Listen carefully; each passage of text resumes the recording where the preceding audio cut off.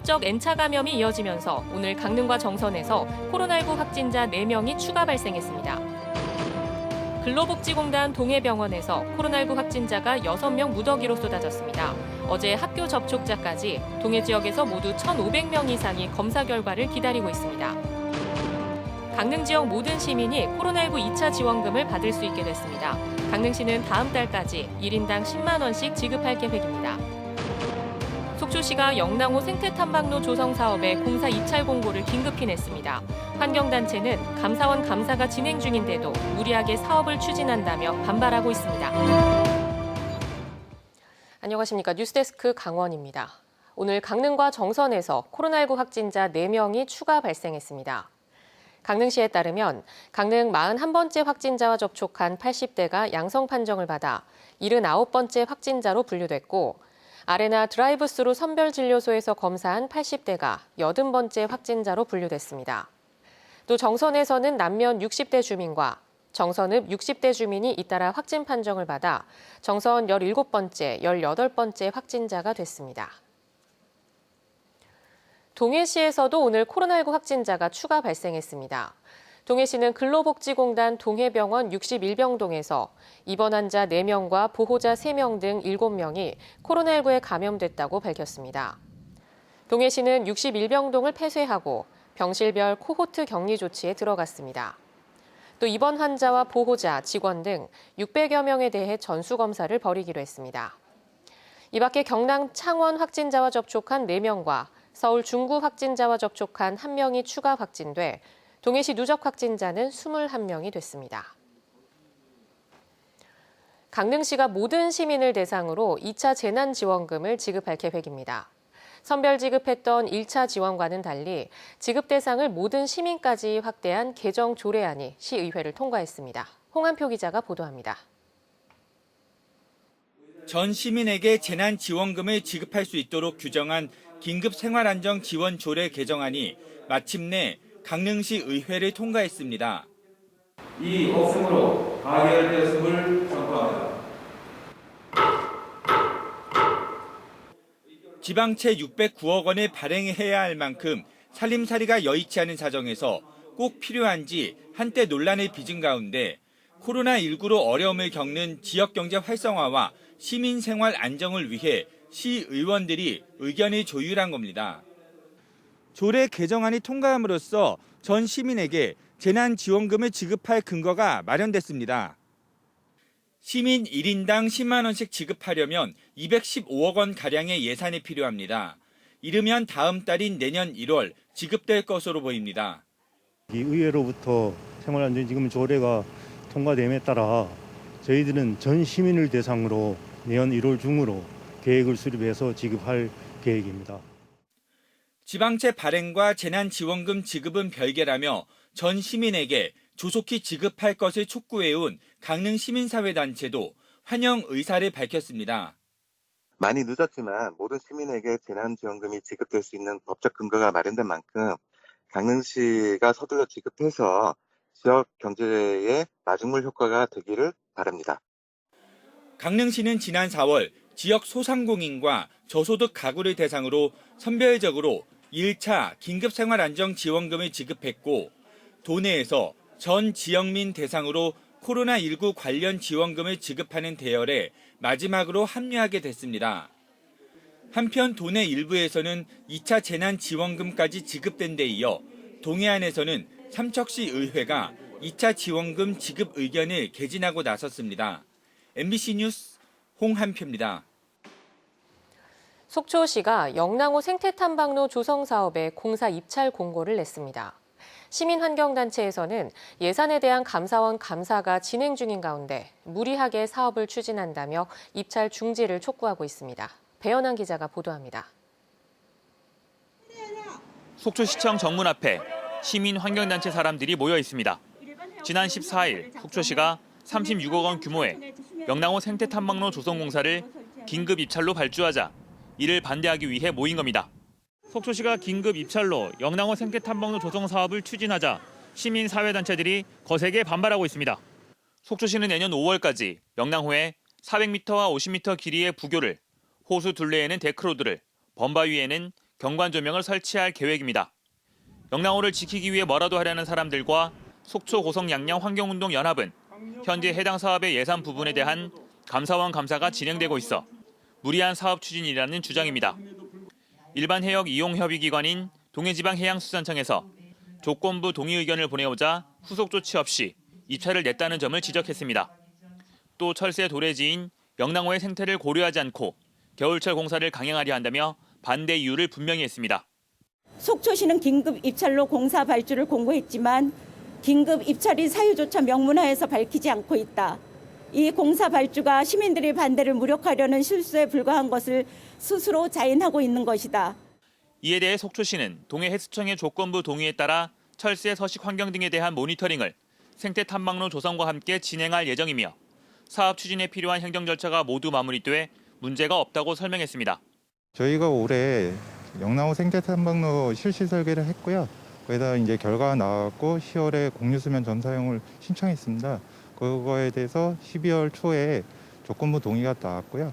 그리고 저희가 이제 그거에 따라 입찰을 월요일 날 입찰 공고를 했고 영랑호 생태 탐방로 조성 사업이 계속 진행될 경우 시민 환경단체들의 반발도 더욱 거세질 것으로 예상됩니다. MBC 뉴스 배현환입니다. 동해 지역 한 전통시장에서 화재 안전관리 요원들의 급여 일부를 기부금 명목으로 돌려받았다는 뉴스를 지난 4월에 전해드렸습니다. 경찰 수사에서 국가보조금 위반으로 밝혀졌는데 허술한 국가보조금 관리 행태가 문제로 지적되고 있습니다. 김형우 기자입니다. 동해시 동쪽바다 중앙시장 화재안전관리 요원들은 지난해 매월 20만 원씩 8개월 동안 급여를 시장 상인회에 반납했습니다. 말은 기부금이었지만 사실상 강요에 가까웠다는 증언이 나왔습니다. 20만 원씩 안 내면 일을 안 시킨대요. 그래서 20만 원 내고 그래 일을 먹고 살기 위해서는 해야 되잖아요. 그래서 20만 원씩 낸다 그랬고. 문제가 불거지자 상인회 측은 안전관리요원에게 급여 일부와 퇴직금 등 1,000여만 원을 다시 돌려줬습니다.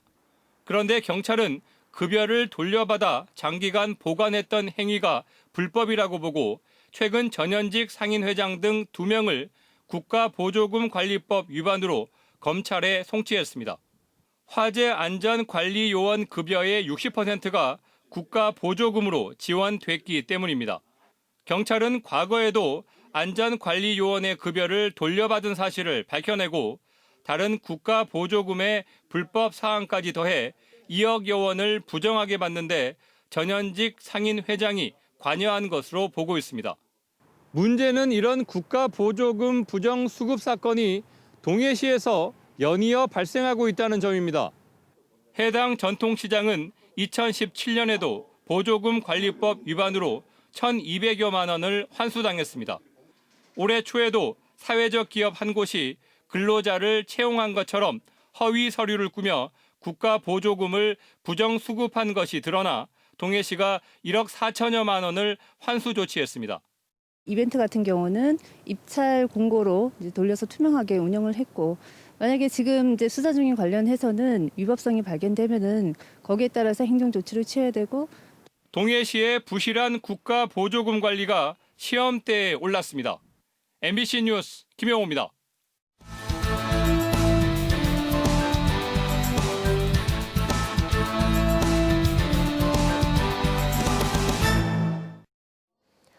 국내 코로나19 환자 수가 또다시 1,000명을 넘어선 가운데 크리스마스 연휴와 새해 일출을 앞두고 방역당국과 주민들의 우려가 커지고 있습니다. 강원도의 최근 일주일간 환자 수는 16.4명으로 전국적인 확산세와 동시에 줄어들 기미를 보이지 않고 있습니다. 이런 가운데 동해안 지역에는 일출을 앞두고 숙박업소 예약이 대부분 가득 차는 등 연말연시 많은 관광객들이 강원도를 찾을 전망입니다. 이미 관광객들이 많이 찾는 스키장을 중심으로 코로나19 집단 감염도 나온 상황이어서 도민들의 우려가 큰 상황입니다. 강릉시가 강릉시 77번째 확진자가 조리사로 근무했던 한 요양시설에 대해 당초 코호트 격리 지침에서 분산 격리 지침으로 변경했습니다. 강릉시는 해당 요양시설이 협소해 직원과 입소자들에 대한 집단 감염 우려가 있다며 해당 요양시설과 각 가정, 자가격리시설로 지정된 녹색체험센터 이젠 등으로 분산 격리할 방침입니다. 해당 시설의 격리 대상자는 모두 88명으로 직원과 입소자 76명은 검사 결과 모두 음성 판정을 받았고 교대 근무자 12명은 검사 결과를 기다리고 있습니다. 도내 후기 일반고 입학원서 접수 결과 비평준화 지역 일부 학교들이 정원을 채우지 못한 것으로 나타났습니다. 강원도 교육청에 따르면 9,964명 정원에 9,748명이 지원해 평균 경쟁률은 0.98대 1을 기록했고 216명이 미달됐습니다. 평준화 지역인 강릉은 1,237명 모집에 1,304명이 지원해 67명이 정원을 넘었습니다. 한편 비평준화 지역 62개 고등학교는 4,682명 정원에 4,177명이 지원해 0.89대 1의 경쟁률을 보였습니다. 합격자 발표는 비평준화 지역은 오는 22일, 평준화 지역은 다음 달 8일에 실시됩니다. 상습 침수 피해를 입는 삼척장미공원의 향후 활용 방안을 찾기 위한 전문가 중심 공청회가 오늘 열렸습니다. 이 자리에는 건축과 조경, 방제, 공간 설계 전문가들이 참여해 시민들의 의견을 중심으로 복구 방안과 향후 개발 모델 등을 제시했습니다. 이번 공청회는 코로나19 상황을 감안해 일반 방청은 제한하고 유튜브로 중계됐습니다. 지난 2013년 6월에 조성된 삼척장미공원은 1,000만 송이 장미꽃을 볼 수 있는 곳으로 화제를 모았지만 지난 9월 태풍 마이삭과 하이선 때 침수 피해를 입으면서 전면 복구와 기능 전환을 놓고 논란이 생겼습니다. 알펜시아 리조트 공개 매각을 위한 개찰이 이루어졌지만 적격 기업이 없어 유찰됐습니다. 강원도 개발공사는 어제 입찰 보증금 납입을 마감한 뒤 오늘 오전 개찰한 결과 매각액의 5%에 해당하는 보증금을 납입한 곳이 없어 유찰됐다고 밝혔습니다. 앞서 복수의 기업이 알펜시아 리조트 인수 의향서를 제출한 것으로 알려진 가운데 도개발공사는 매각을 위한 2차 공고 준비에 들어갔습니다.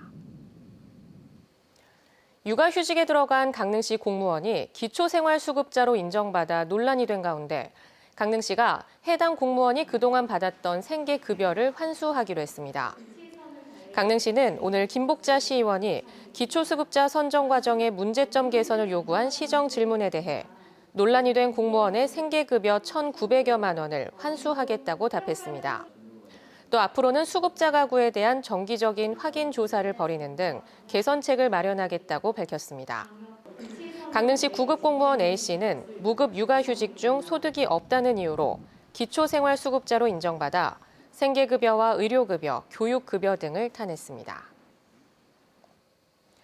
동해시에서 자가격리 수칙을 위반하는 사례가 이어지고 있습니다.